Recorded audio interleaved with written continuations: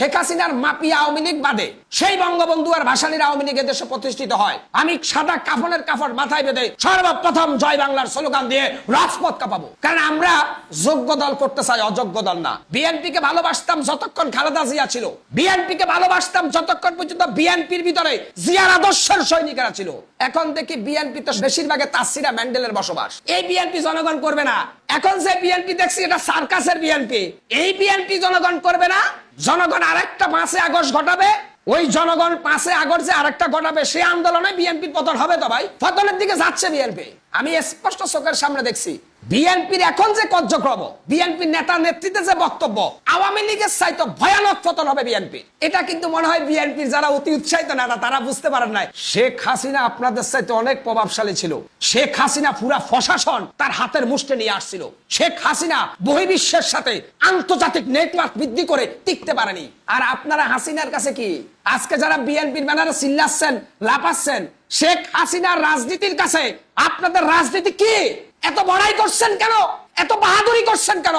দেখেননি কিভাবে হাসিনার পতন হয়েছে? আপনাদের পতন হবে। একটু আয়েট করেন, একটু আয়েট করেন। হকার বলছি তো, এজন্য দাম দিচ্ছেন না। হাসিনাকে কিন্তু এভাবে সাবধান করেছিলাম যে মাননীয় প্রধানমন্ত্রী, গণভবনে যাদের দেখছেন একদিন সবাই আপনাকে রেখে পালাবে। ঠিকই পালিয়ে গেছে। আজকে যারা অতি উৎসাহিত বিএনপির নেতা কর্মীরা দেশটাকে মগের মূল্য পেয়েছেন, ইঁদুরের গর্ত আপনারাও খুঁজে পাবেন না এই জমিন থেকে বানানোর। মনে রাখবেন, বাংলাদেশের মানুষ প্রতিবাদী, বিপ্লবী, তারা কিন্তু সহজে ধরে না, ধরলে কিন্তু ছাড়ে না। বাংলাদেশের মানুষের একটা বদভ্যাস আছে, আপনাকে দেখে দেখে দেখে এরপরে যখন আপনাকে ধরে, আপনাকে আর পানি খাওয়ার টাইম দিব না। বিএনপির ভিতরে যেই সমস্ত মুনাফিক আছে, তারেক রহমান এই মুনাফিকদেরকে এখনো দলে রাখছেন।